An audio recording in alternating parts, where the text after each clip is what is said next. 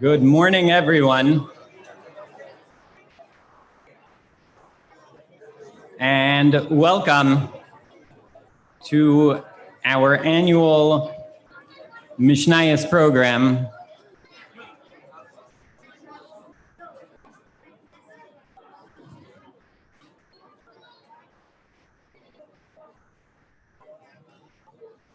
Those of you who have been here as parents in the past have experienced this program in a different way, in a different venue.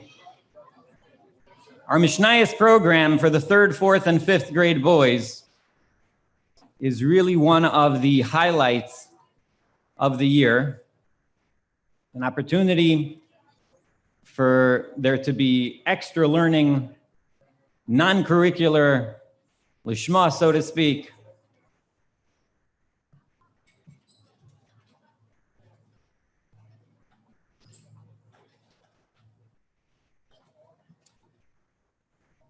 And the kickoff event that we always had in the yeshiva in the North Campus in Toras Chaim is always one of the highlights of the program, an opportunity, Shinantam Levanecha, the fathers and the sons to come together for a learning opportunity. We did not want to lose that opportunity. We didn't want to forego that. We knew we would not be able to do things in the typical classic way that we've done it until now. And through the efforts of many individuals, Baruch Hashem, we were able to be here today. Going to introduce one of our Rebbeim to give the shir. Before we do that, I will ask everyone, we are trying to maintain the distance and to ask everyone to keep their masks on. We want everyone to feel safe and comfortable here. Rabbi Arel is one of our 5th grade Rebbeim. He also teaches 2nd grade. He created the beautiful packet that everyone has been working on, and he is going to be sharing a shir on the Mishnah with us today. Please give him your attention.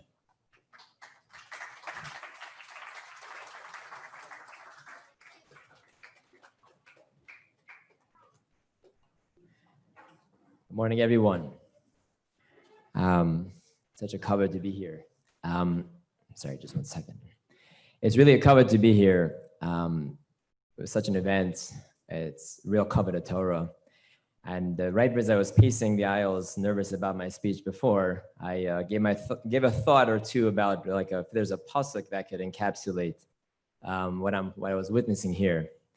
And obviously, Rabbi Grossman took the obvious one, which I had later realized I should have said, but it was B'shinantam Levanecha. But the other one I thought of is V'lo yamash haTorah mipicha mipi zaracha. Just seeing the boys coming together with their fathers to learn, especially just having to also notice the grandfather or two in attendance. Just wanted to give recognition. One of my Rebbeim. And it's I'm so happy to see so many people that I know who I'm teaching this year, and some boys that I taught last year, and hopefully some boys I'll be teaching in the future. And without any further ado, I'm going to introduce this Mishnah. And you may be wondering why I picked this Mishnah of all the Mishnayos in Shas. So there's not really such a cheshbon, but of the cheshbonos that could have been involved is, you may have noticed that your son finds this very, very relevant and probably a little bit interesting. Wow, look at this. These are subjects that we've been covering since they were in kindergarten. Since before they were in kindergarten, they were learning in your house about which brachos they make, what bracha they make on this, what bracha they make on that. And look at that. You came over here to the Mishnayos event. Could be you learned this Mishnah already.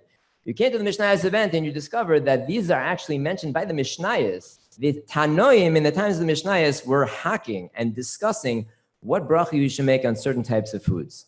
So I think it's, if a person wants to take the opportunity to learn this Mishnah and then continue in this parak, if you're not familiar with the parak, you haven't done it with your son yet, it's a great parak. It's also very relevant. And the Masechta as well. Maseches Bracha is a very relevant Masechta. If you're getting started learning Mishnayos with your son, what an opportunity to learn things that are relevant and really speak to the boys. And it's things that sort of lend themselves to Havana, to understanding the Mishnah. So without any further ado, I want to go through the Mishnah. And I wanted to know if I have any boys inside this wonderful gathering here who would like to share with us the translations that they got for the Mishnayos. The boys were working on it for a full 20 minutes. Raise your hand if you'd like to come up here and help us out with the translations for the Mishnah. If you'd like to do that, you may. Oh, wow, getting very few people. Okay, come on up.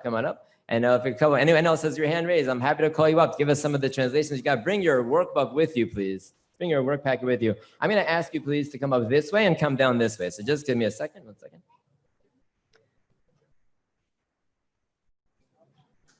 If you have anyone else in the crowd who would like to share their translations, I'm happy to call you up. And you'll line up behind them. Come on up, please. Anyone else? Coming up, please. Yeah, come on up. Anyone else? Come on up, please. Yes, please come on up. Okay, no, again, come up. Okay, I guess that wasn't clear. Come, let's line up behind them, please. Just line up behind them, please. And okay, again, we're not great. Thank you very much. Let's hold off on here. Thank you so much. Now let's go to this direction over here, this side, right over here. Watch where I'm pointing, on this side of the stage, right over here, on this side. And here we go. Let's get started right now with a few translations. Here we go. Okay, thank you so much for those who volunteered to come up. Here we go. Let's get started with the translations. Ketzad mivarch. Come over here, please. Come here for a second. Thank you. You're gonna say the translation you got into the microphone. Ready? Here we go. Ketzad mivarchin. How do we make brachos? Thank you so much. Back to your seat. Thank you so much. Shkaya. Next one. Al haPeiros. Have it open to this. Payros on the fruit. Thank you very much. Back to your seat. On fruits. Very good. Come on up over here. Here we go. Al Peiros Elon. On the fruits of a tree. Thank you very much. Back to your seat. Thank you. On fruits of a tree. Omer. He says. Excellent job. Thank you. Come on up. Here we go. Bore priha. Ore peria. There you go. Very good. Thank you so much, Yosef. Here we go. Shui. Here we go. Chutz min hayayin. Except for wine. Very good. Thank you. Sha'al hayayin. Come up over here. Because of the wine. Omer. He says. Bore priha gofen. Ore peria gofen. Thank you very much. Back to your seat. Thank you so much. Ve'al peiros haaretz. And on the fruits of the land. Excellent job. Thank you. Omer. He says. Excellent. Thank you. Bore priha adama. There you go. Thank you. Want to do one more? Here we go.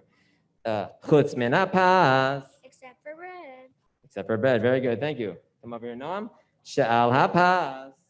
That on bread. Thank you very much.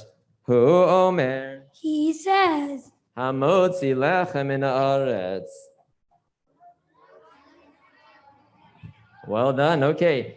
This is a Mishnah that looks like everyone's pretty much got. The last part of over here is a little bit tricky, though, so I'll do it myself, and I'll introduce what exactly is going on.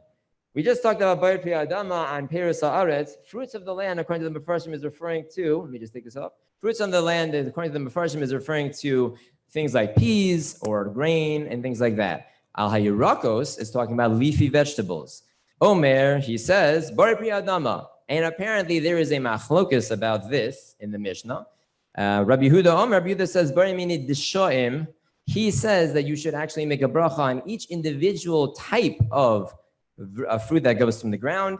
And that's the type that that's what we do. Okay, I want to see if we know anyone, have anyone here who knows the answers to these questions. So give me your hand raised if you know the answer. Don't come up, just raise your hand if you know the answer. What bracha do we make on fruits that come from a tree? Hands raised if you know the answer. 1, 2, 3. Very good. A little bit louder now. But on wine, we don't make that bracha. What bracha do we make on wine? 1, 2, 3. Very nice. Bar Pri Agafen. Very good. Agafen or Agafen? Okay, a different discussion. About Al Peiros Haaretz. What about grains that come from the ground? Grains that come from the ground. Anyone familiar with the bracha that you make from that? Or for example, like on peas or on other types of things. 1, 2, 3. Adama, they got it. But bread we know is different. Shalapasu Omer. 1, 2, 3. Loud. Now, when it comes to Yerakos, you have machlokes. Rabbi Yehuda says you make bar mini dishayim, and on the leafy vegetables we have a machlokes. The Tana Kama says bar pri ha'adama. Okay, I want to just introduce to you very briefly, in case this is your first time learning Mishnayos with your son in this way, the activity Aleph. If you finished activity Aleph, please raise your hand if you managed to get to it. I'm not sure everyone did it, but if you did do it, raise your hand. Okay, so if you did it, please put up your fingers. How many fingers for how many cases you counted in our Mishnah? How many cases did you count? Let me see fingers, please. Okay, I see one number over there. Let's see any more. Okay, I see more numbers there. Okay, very good. Thank you. Okay, thank you. Thank you. Look at that. Okay, thank you. Very nice. Very nice. Ah, very good. Okay, very good. Now, one tricky thing, very nice. Oh, look at that. They got 7. Wow, nice. Thank you so much. Okay, the tricky thing about this mission is that the fact that there's a machlokes doesn't make it another case. So I'm going to tell you the number I got. Number I got was 5. I got 5. So again, there's different people are going to count it differently, but I got 5. Again, I want to, before I'm going to do one last thing over here, and I wanted to take the opportunity to call up a boy, again, who thinks that they would like to be tested on this Mishnah, just to show everyone how to test, the way to test your sons when you're testing them. If you have a boy here who thinks that he's ready, he read the Mishnah well, thinks that he knows the Mishnah well enough that he could do it. Maybe we'll call in. I'm going to change the order. I was going to give the opportunity at the very end for boys, for fathers and sons to test each other. So I'm going to just very briefly model it in case you're wondering how it works. It's not so, you're not looking for like them to know it exact, perfect. But we are looking for them to know the translations. So fold it over just like this and see if you know it. If you know the translations, again, this is a Mishnah which happens to be pretty intuitive. Boys should know it pretty well. Fold it over, see if you know it, and test yourselves and test each other. And if you know it and I can answer a few questions on it, then go ahead and fill out this sheet on the back over here, which is the Mishnayos counting sheet for the fact that you got this Mishnah. And I'm going to see if I can get a volunteer in a couple of seconds. If you feel like you are that boy who would like to be tested, then raise your hand at the end of it here.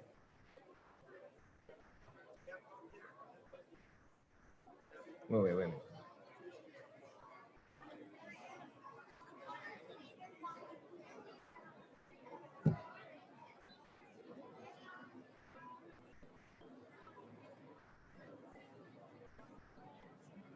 You have anyone? Anyone ready? Feel confident? Okay, Shui, come on up. I can't help being a little bit of favoritism to my Talmidim. Okay, Shui, here we go. I'm going to cover it for you. You tell me the translations. Here we go. Ketzad mevarchin al halal fruits. There you go. That's good. Thank you. Halal fruits. How to make brachas? Ala peres on fruits. Ala peres on fruits. I go on a tree. He says, fire creates. Chutz miyayin, except for the one.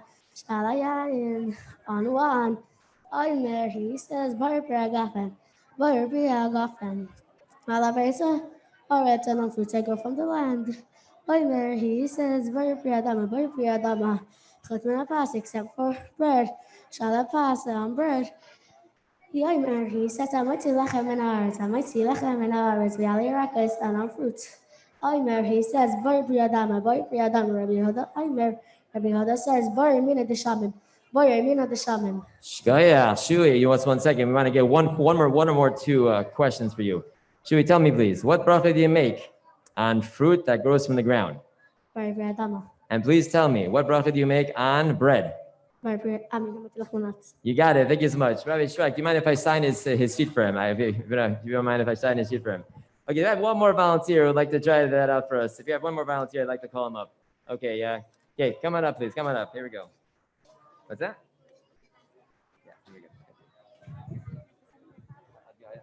I'll sign it. Okay. Love. Aleph, 20, Bitnim, and 2 points. Okay, Shkoyach Shui, thank you so much. Okay, let's get a name, please. Oh, I'm sorry. Sure. Okay, fine.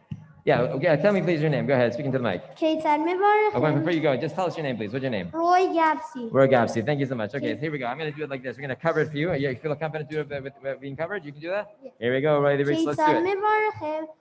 How do we make brachos? Ala peros on fruits. Ala peros ha'ilan on fruits of a tree. Omer, we say, Borer peri ha'aretz. Borei Peri Haaretz, Ha'etz, B'chutz min hayayin, except on wine. Shahayayin on wine. Omer, we say, Borei Peri Hagafen, Vel Peros Haaretz, and on fruits of the land. Omer, we say, Peros Peri Hadama, Borei Peri Hadama, Chutz min hapas, except on bread. Shel hapas, on bread. Hu Omer, we say, Hamotzi lechem min haaretz, ve'al hayikrakos, and on vegetables. Omer, we say, Borei Peri Hadama, Rabbi Yehuda, Omer, Rabbi Yehuda says, Borei Minei Dishaim. Let me ask you one quick question about the Mishnah. Roy, 1 second. Here we go. Please tell me what's the bracha on wine. Borei Peri, What bracha do we make on wine? Geffen. Very good, Borei Peri Geffen. And the last one for you is, what bracha do you make on vegetables? Depends. Okay, what bracha do you make on vegetables according to the first shot? Borei Peri Hadama. Very good. Excellent job. Thank you so much, Roy. Excellent. Well done. Okay, Shkoyach, I'm going to write that down for you. You mind if I write it down for him? I'll write it for him? Okay. Here you go. Thank you so much. This is tested by me. And you go ahead and get yourself 2 points for this Mishnah. It's, not about that. This is Bafnim.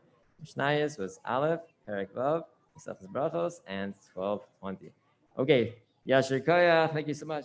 I'm not going to have time to do more of that, but thank you so much. I'm going to need a little bit later on. Okay? Thank you so much. Okay? I'm not going to be able to do everyone, but thank you so much. I appreciate it. Yeah. Okay. Again, I'm going to finish off my segment of this program. It was a very big covenant and special of me to be able to be together with you here. I just want to give us all a bracha that in this chus of us learning together, this special type of learning, father and son learning, the type of learning that's, transmitting the Mesorah from parent to child, Be'ezus Hashem, we should be zoche to all the tzaras Klal Yisrael suffers should be quickly taken away, and we should be zoche to bias gol tzedek. Amen.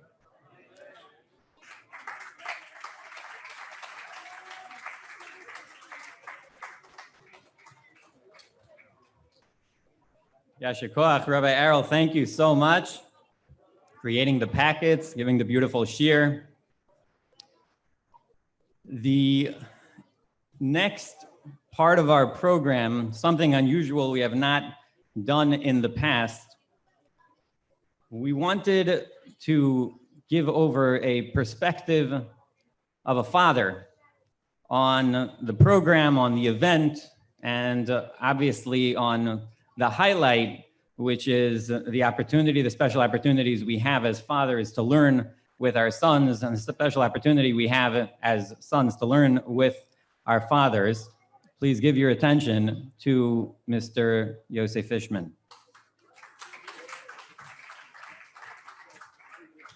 How to take this off?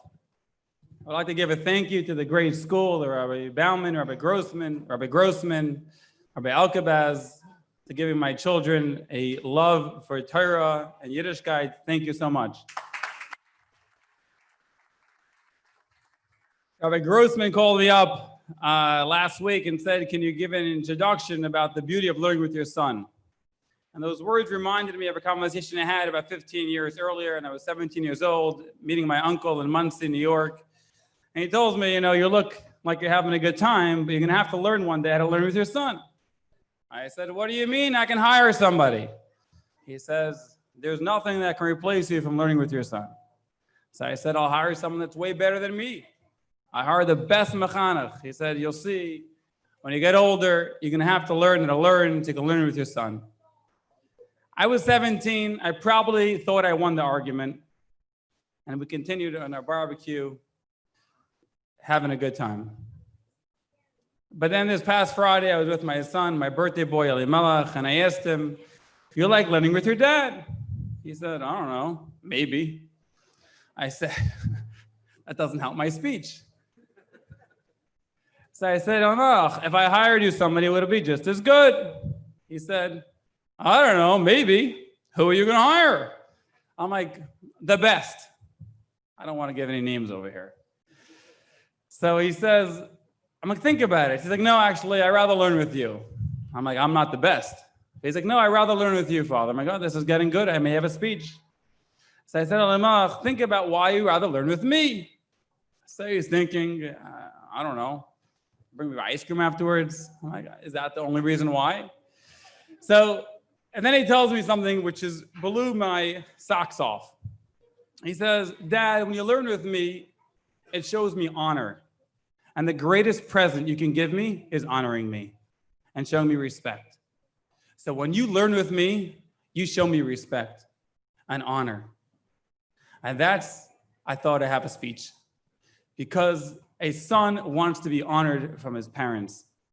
And that's the greatest present we can give to our children, is showing him that we respect him and we honor him. And as my father taught me, when you learn with your children, it's not to make sure they get their words correctly. It's not to make sure they have the best understanding. It's the importance of spending quality time with them, and the love that they're going to learn that you have from Yiddishkeit, and the love that you have from learning, you're going to pass on to the next generation. Have a wonderful day and enjoy the gorgeous weather. Thank you, Teres Emes.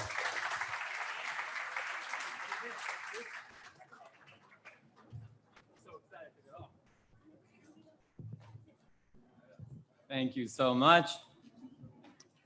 We, Baruch Hashem, have many Chashuv Rabbanim who are here as fathers. We have the Rebbeim, the Chashuv Rebbeim here in the yeshiva. And we are blessed, in addition to having Rabbi Bauman, our principal here, we also have one of our Rosh Yeshiva who's here. We have actually our founding Rosh Yeshiva, Rabbi Chait, is in attendance as well. As a bonus, I only found out about that this morning. And we have one of our three current Rosh Yeshiva who is here. He's here as a grandfather, but also to share this momentous occasion with us, to share some divrei bracha with us. Whereas I'm going to remind everybody, the way we show proper kavod harav is by standing up quietly in our seats. We could save the clapping for the end, but in the beginning, when a Talmid Chacham, a Rav Rosh Yeshiva is introduced, we simply stand up quietly in our seats. Boys, everyone, please show proper kavod harav to Rabbi Nyman.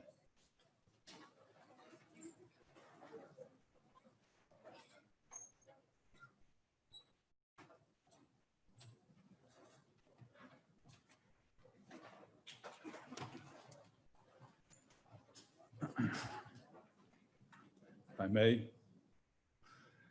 Morning, Abosai, Chashuv parents took the time of their usually great Sunday morning to join. I think they're all machshir the fact, as Yosef told us a minute ago, it's a very special relationship that a person develops with his son through learning. Our children love us, we love our children, but if someone does not learn with this child, there's something missing. If you want your children to be B'nai Torah, to follow in the path of the parents that you establish for them, there has to be a Torah connection of actual learning, not just see the father learning, but the father learns with the son, as I think Yosef was talking about. There's a special, unique relationship which is crucial in the development of that boy's desire to be a Ben Torah. Again, I feel obligated to again thank Rabbi Chait, who is the founder of our yeshiva, Torah Semes, Torah Chaim. I know he came here this morning because he wants to shep nachas, but the truth is, it's not just nachas he's shepping. Every time a Talmud learns a letter of Torah, it's on his credit. Okay, he gets credit in Shamayim. I'm almost jealous of him because he came 3 years before I did, so he has more schusim. Baruch Hashem, we appreciate everything he did to help grow the yeshiva, and we should all be zocheh that can have continued nachas. The truth is, I feel a little awkward. Until about several years ago, I used to, I think, know probably every parent in the school, in the yeshiva. At this time, I'm embarrassed to admit that I don't know many of you. I'm not happy about it. I don't know if I'm embarrassed, but I'd love to meet you all sometime individually. But I guess I shouldn't feel too bad because it's a sign of our growth, a sign of the schus that HaKadosh Baruch Hu gave us to grow the yeshiva and have many more talmidim and parents involved in the yeshiva. And it's, what can I say? It's a big schus. So it's exciting to be here, to see so many wonderful parents, talmidim. especially on this occasion. What's so special about this occasion? We're learning Mishnayos. Mishnayos leads to Gemara, but what's so special? It's Torah. We learned Chumash before, now we're adding Mishnayos and Gemara. What's so special? If you remember, in this week's Parsha that we're about to learn, the Shabbos, Vayigash, the Torah talks about Yaakov Avinu, he finds out that his son Yosef is alive. And remember, his son Yosef was his favorite son. He made a special Ksonas Pasim. He was away, missed him for 22 years. He thought he was not alive anymore. Now he finds out he's alive. So you can imagine how excited he was to go. When he heard he's alive, he prepares to go down to visit him, to go down to Mitzrayim. What can be a more exciting event for Yaakov than that potential trip? And he focused a lot of time, effort probably, got all his people, his family, everyone together to go see his son. But there's one thing he did before that. He prepared something special, which he felt was necessary. You know what that was? As the pasuk says, that's Yehuda Shalach, the son of Goshna. He sent Yehuda in advance. Why? Why Yehuda? What's so special? He gave you the special mission. Before we get to a place, before we move to a city, we have to establish a Makom Torah, to establish a base medrash. And without that, I can't even go there. Whether it's to visit or to live, you can't go there. You can't participate. You can't be part of a community which doesn't have a base medrash, a yeshiva, whether it's Talmud Torah or yeshiva Katana, whatever, a high school base, whatever it might be. Yaakov felt, in spite of how busy, excited he was, he remembered, he realized it was part of his heart and soul. I have to establish a Makom Torah before I get there. Why Rabosai? What's so special? Chumash is special. On top of that is Mishnayos, because it gets you into the way HaKadosh Baruch Hu thinks. On top of that is Gemara. You want to imitate and become a shtickle more similar to HaKadosh Baruch Hu, similar to Hashem. Right? You probably want to know how Hashem thinks, right? You know where you get that from? Chumash, to a certain degree. More than that, Mishnayos, which eventually leads to Gemara. You know how Hashem thinks. And the Torah, when a person learns Torah and imbibes and absorbs HaKadosh Baruch Hu's halachas, his hashkafas, his guidance, the way he thinks, he becomes a better person. He becomes a happier person. He becomes a more fulfilled person. He changes. Every person, every word of Torah you learn changes a person. It makes a big difference. It makes him a more refined person. I just saw a story yesterday. Most of you probably didn't see it, I hope, I assume. But it was a beautiful story, and I think it teaches us just a little lesson of how Torah, how rapidly, how effectively Torah makes a difference in a person. In Eretz Yisrael, there was this Rabbi Moshe Dickstein. And his job was, he was a Rebbe, he was a Rav in a shul, I think, and he also, once a week, he used to go visit the prison. A lot of, Nebuch Jewish prisoners in Eretz Yisrael. He used to visit with them. And he convinced the warden to give him some time, half an hour each, once a week, to learn with them, talk to them, machazik them, give them some chizuk. They're in jail, but they're still Jewish people, B'nai Torah, potentially, if not maybe not from. But he wanted to go visit them. So the warden said, fine. He went every week. The first week he gets there, and the warden takes him around to all the different jail cells. And he noticed that there was one cell that the warden, every time he passed it by, he skipped it. He didn't say hello, didn't knock on the door, didn't open the gate for that cell. And he went, why? What's going on? Who's inside there? What's happening? So he asked the warden, what about going to visit this person? Someone in there, right? What about going to visit?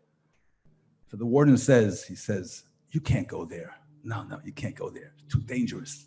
The prisoner in there is a dangerous criminal. He's not just a white-collar criminal. He's dangerous. And no, in fact, he stays in the cell 23 and a half hours a day. We let him out for half an hour, a little fresh air, but more than that, he can't go out. We're afraid he can injure, hurt someone. Who knows what he can do? We're not going in there.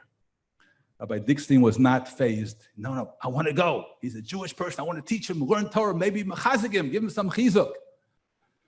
He says, I can't, it's dangerous. He said, no, please. He finally convinced them. He takes two people, escort him to the jail, to the door. They open the door. Rabbi Dickstein walks in very slowly. He sees the person, some big, muscular guy with tattoos all over his body. A little scary, if you ask me. I'm sure Rabbi Dickstein was a little scared also.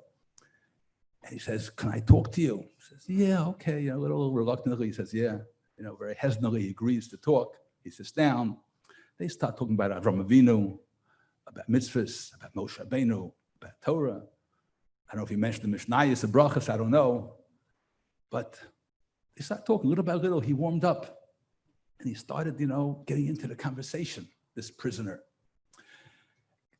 An hour passed by. He talked for an hour. At the end, he says, how about you want to do a mitzvah? He said, yeah, why not? Not bad. He said, how about I have a pair of tefillin here with me? Maybe you want to put on tefillin. He says, oh, okay, I don't know about tefillin, but okay, you want to put it on me, fine. He rolls up his sleeve, and Rabbi Dixon goes and takes it, tefillin shal yad, is about to put it on, and pulls it up here, and he sees a disgusting tattoo right where you put the tefillin shal yad. Can't even mention, but a disgusting tattoo. He says, maybe I can't put the tefillin shal yad, I don't know. He couldn't call Moshe Feinstein then, he wasn't around. Okay, I guess I have to do it, He put his tefillin on the shal yad. That was it. Then they put on shal yad, shal rosh. He said, thank you very much. And he was very warm at the end. He says, thank you, have a good day. The next week he comes by, Rabbi Dixon, his next week in his trip to the jail. He approaches the door to that cell, goes in, and the guy welcomes in. Thank you so much for coming. I'm so excited that you're here. Let's learn, let's talk about Torah, about mitzvahs. At the end, he says, he didn't wait for Rabbi Dixon to ask him about the tefillin. He says, Rabbi, what about the tefillin? I want to put on the tefillin. Okay, he's not going to say no. He's begging to put on tefillin. He goes ahead, and again, he rolls up the sleeve, and he goes over, puts the tefillin shal yad, and he sees it's all wounded on the spot where the tefillin was, which should be, that's all wounded skin. Like he was shaken up, Rabbi Dixon. He says, what happened? What happened? You were in an accident? What happened to you? He says, no. He says, when you put on tefillin on me last week, I saw that you hesitated before you put the tefillin on my hand, and I realized why. And I realized it's not appropriate, it's not covered for Torah and for mitzvahs to put tefillin on such an arm. And you did it anyway because you loved me, and you thought mitzvah is so important. So I have no tools, I have no doctor, but I borrowed some steel wool and soap. I don't know exactly how he did it. Maybe he couldn't get a knife over there, and he rubbed, and it killed him. It hurt him so much, but he got rid of that tattoo. Well, covered the tefillin. So Rabbi Dixon puts the tefillin on, he wraps it, and the guy's wincing in pain because it was a sore, it was a red spot, all not healed. And he stops. He says, he said, no, continue. I want to put the tefillin on. Put it on me, please. That's what I want. I want the kind of mitzvah. I both said, this is someone who had no connection to anything a week before. But Rabbi Dixon learned with him, taught them about Torah, taught them mitzvahs, maybe even learned Mishnayos, maybe even learned the Mishnayos brachas that you boys are about to start learning. I don't know. But the power of Torah, the power of getting involved and seeing the beauty and depth of Torah is so powerful on both sides.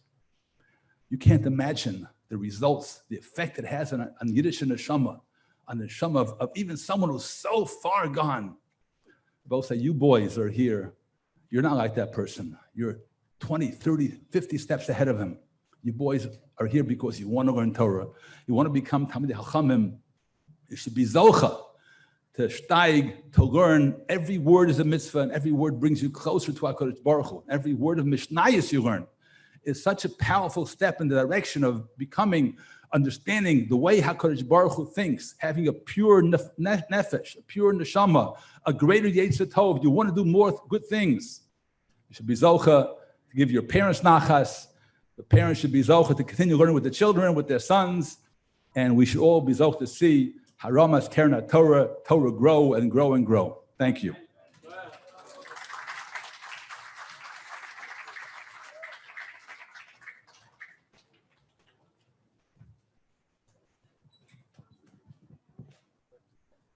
Thank you so much, Rabbi Nyman. Before we end the program, I wanted to just, I'm not going to go through all the details, but in the back of the packet that all the boys received, the last 2 pages have some of the specifics of our Mishnayos program. The second to last page has the rules. Rabbi Arel mentioned it earlier, but in order for somebody to get credit for a Mishnah, for a boy to get credit for a Mishnah, you just need to be able to read and translate that Mishnah independently without looking at an English translation, and to just have a basic understanding of that Mishnah. Once they have that, the last page in the packet is used to record that. So you just sign in each blank which Mishnah was learned, which Masechta was learned. You just sign, you give them the points, and they keep on collecting those points. The program is going to run until Rosh Chodesh Adar. Just so that everyone is aware, we do have some learning opportunities that we're going to offer. This is not something which we do in school. This is extracurricular. So the learning that they do in school doesn't really count towards this program. This is for learning that goes outside of school. But we're going to have some mishmar opportunities in school. Not fully clear exactly which classes are going to be in a position to offer that, but we're going to have some mishmar opportunities in school. More information will be following. That'll be on Thursdays after school. We're also going to be able to offer once a week a Zoom shiur for a half hour for anyone who's interested in that. In addition to whatever mishmar opportunities may exist, if anybody wants to partake of that, that'll probably be on Tuesday evenings. And again, more information on that, specific information will be forthcoming. I'll just direct everyone, when everyone leaves, typically we used to have a brunch celebration. Obviously we could not do that, but we did want to have some refreshments to go. On your way out, when you leave, everyone should leave out the tent and follow the back of the building. There are 2 tables over there. The first table are refreshments for the fathers. We have a coffee for you over there, along with a Danish. The second table is for the boys. We have some orange juice for you. We'll save the coffee for when you get a little bit older. Thank you, everyone, for coming. Thank you for helping make this an amazing program. Yeah, Shukra.